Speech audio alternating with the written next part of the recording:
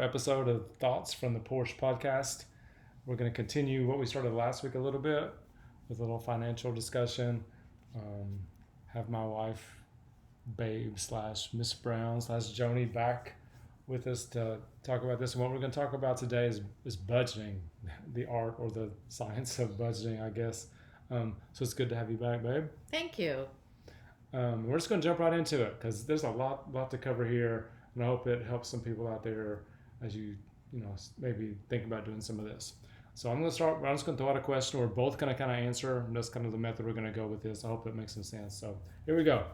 First question: what is your memory of how we started doing this? My memory is we lived in Maryville in a house on Westcliff Drive, and we had a pool. We put a pool in, and obviously, both being teachers, we had our summers pretty much free. We sat out by the pool most every day, and Mike would always listen to sports talk. And soon after sports talk was over, a guy named Dave Ramsey would come on. And being brought up in the Baptist church, we both had heard of Dave Ramsey, knew who he was, but hadn't really ever listened to his way of doing things. So Mike especially got really interested in listening to him that summer, and that summer, I guess the rest is history. True. And the one thing about that was we never really budgeted ever. Mm-mm. Whenever we think about going to buy something or put a pool in the backyard or buy another car, it was always, okay, let's write down what we think we have as far as what our payments are and see if we can afford one more payment or see if we can afford, one more thing. If we can squeeze it in with what we're bringing home, then we're good to go. And as we learn later, that's not the best way to do things at all. One of the main things a budget does is that you can keep track of where every one of your dollars is going, so you can really decide where you're wasting money and spending it wisely, and also helps you live within your means for sure. Okay, question 2. What's been the hardest part of the process? So for me, the hardest part goes back to when we first started, and Mike was a little more gung-ho than I was. I was used to just spending money freely, paying it all off at the end of the month. No big deal. We never carried a credit card balance. I just threw everything on the credit card, got points or Disney, whatever. And this meant getting rid of that and having a budget where, if you are familiar with Dave Ramsey's program, a lot of it has to do with envelopes, and you keep cash in envelopes. And the idea is, you are more likely to spend money if you flash a credit card versus if you have to pay cash for it. So his idea is if you're paying cash for everything, you're not going to spend as much. So the hardest part for me was thinking about having an envelope at my house that said groceries and possibly needing to stop by the store real quick on the way home from school for, let's say, a gallon of milk or a loaf of bread. I did not want to have to always go into the envelope to get money just to buy an everyday essential. So we did kind of modify his plan for things like that. So the hardest part for me probably was thinking everything had to be coming from an envelope. Yeah, we kind of went Ramsey-ish and also listened to some other people too. And really, we combined a lot of plans together to come up with ours. Another hard part besides that is trying to figure out at the beginning is how much are we going to budget for certain items. It's almost a game right now to me to try to guess what our electric bill is going to be or what our gas bill is going to be for that month and our water bill, because those vary. Some categories just vary. You got to take your best shot. Once you do it for a while, you kind of get a good handle on it. Groceries are the same. Right now we're in kind of a rhythm where we put the same amount for groceries every month. And then also, it's your budget. You got to remember, it's your budget. So if you need to steal money from another category, you can always transfer money from one category to another if you need to.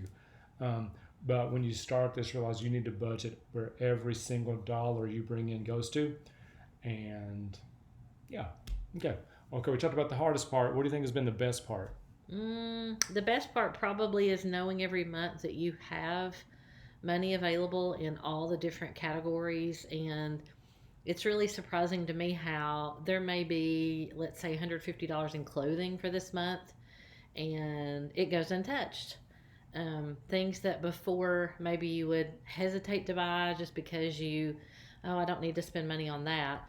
but there's money in the account designated for that. So if you we walk every day, so our tennis shoes get quite a beating. And if you need $150 pair of tennis shoes to last you for the next year, then it doesn't feel like as much of a splurge, because there's money that actually is designated for that. I agree. It's also about freedom. I think some people look at budgeting as restricting what you do, but really what it does is it gives you freedom, because at the beginning of every month, I pretty much write the budget out, but I always ask you, is there anything special this month or anything else you want to do extra, Yeah. anything you want to buy?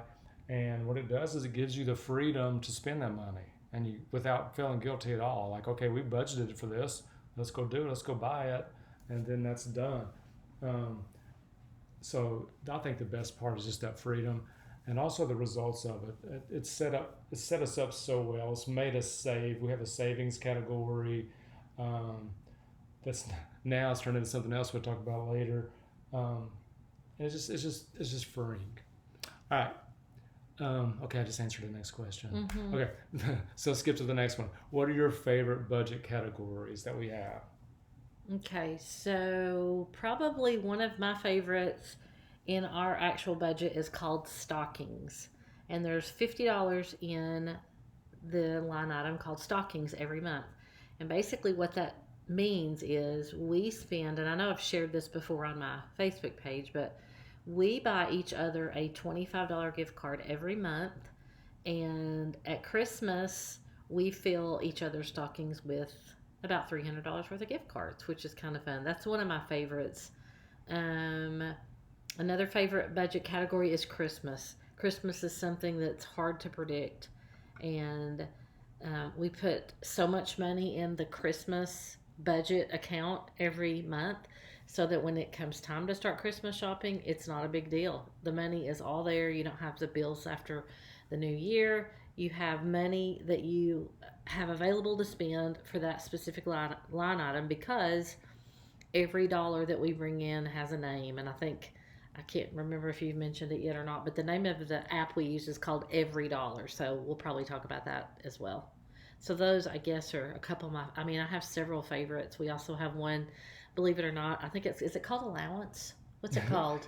It's called carry money. Carry money. So it's like we each take out a certain amount of money each month for each of us, just to have in our billfolds if we're out. And we have a bad habit of going to Waggles or what is the place that you went to today?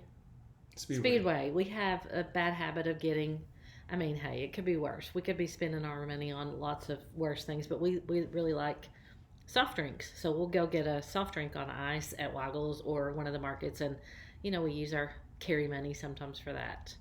What about you? Those are good ones. Mine a little bit different. We have one sinking fund, I guess, but something we budget for every single month is called Next Car. I thought about that after I finished. So you're always going to need a car at some point. So what we do, instead of making car, we haven't had a car payment, I don't think, in over 15 years. But what we do is we pay ourselves a car payment every single month. So we put a few $100s in the budget for a car, and then we have a special account at the bank, and the account's actually called Next Car, and so that money goes in there. We have one called Vacation, where we are paying for our next vacation all the time. She mentioned Christmas, which is awesome. Christmas comes every single year, so we budget every month. So when Christmas time gets here, she has a blast going out and doing all the shopping, because we have all this money in there. A new account we've created, really kind of replacing that. This is new for us because we just retired. We're changing our savings, most of our savings, into what we're calling play money. So we have a whole category called play money, which just gives us the ability to do whatever we want to. We want an extra meal out somewhere, take a little trip, and buy some furniture, whatever we want to do, we take it out of there. One other biggie, we have a giving account, giving category, to where we give a certain amount every single month, which is fun, and that looks very different every single month. How we do it. And giving, a lot of times when people think of giving, you think of giving to your church, which is very important. We do that, but another way we use giving, I have seen fellow teachers who have posted wish lists on their Facebook. I have an actual former student who is a teacher now, and I always like to get something for her from her wish list. That's giving. If we do, get our grandkids different, an extra toy or whatever, something big, we'll take it out of giving because it's something that we're giving to them. So giving can be anything. It can be taking somebody out to eat and treating them. There are lots of ways that you can look at giving. One last thing, and I'm gonna wrap this thing up. She mentioned a few minutes ago, we do use an app on our phone called Every Dollar, and it is a Dave Ramsey app. There's not the only app that you can use. We start at the beginning of every month. You list your income on the top, and then you break down every dollar from that income that you're going to spend in these different categories. You can come up with your own categories. And I didn't mention, we have a bunch of categories because we have a bunch of different things that we do. Of course, all of our stuff from haircuts, prescriptions, our pest control, YouTube, all those things, car insurance, it's all in there. And every time we buy something, we just go to our app and immediately put that into our app. You can also, there are some apps, and this app's available. We don't do it this way, but you can also connect it to your bank account to where if you use your debit card, it automatically takes it out of your budget for you, so you can keep track, and you always know how much money you have remaining in each category. It's a really good app. So I feel like we're promoting Dave Ramsey a lot here because we've used a lot of his stuff. And again, we use a mesh of different things, but he really got us started, so we got to give them credit for that. The funny thing about that is our daughter-in-law actually worked for him for a little while, yeah, quite a while. And still, in shout out to her and to our son, they paid off. Was it $47,000? Several. Yeah, I think it's around $47,000 in 6 months using his plan, which I don't want this to go on without me kind of sharing something that I think is a big deal from budgeting. We bought the house we're living in 6 years ago this week, and when we bought this house, we took out a 15-year loan, and we paid it off in January. So not even 6 years, 5.5 years, we paid off a 15-year loan just because we had a budget that gave every dollar that we make a name, and it allowed us to pay so much extra on the principal of our home. So being retired with a house paid off just feels really good. It's unbelievable. It's financial freedom. We owe nobody anything, no man anything, never will again. And it's just a great feeling. And one thing Dave Ramsey says all the time that the Bible says is the borrower is slave to the lender, which is true. We'll never ever be a slave to a lender again. And that's a side note, but budgeting gets you there. It's probably one of the most important financial things we started years ago, and I wish we would have started when we were in our 20s. I'd hate to know what would happen if we'd have done that. I know, yeah. But it's never too late to start. Those of you who are older who listen to this, it's never too late to start, and it keeps you so organized. And if you have any questions, send us a comment. We'll answer every comment that you send in, and just a great way to go. And we're going to end the same way we always end up with the same 3 words: grace and peace.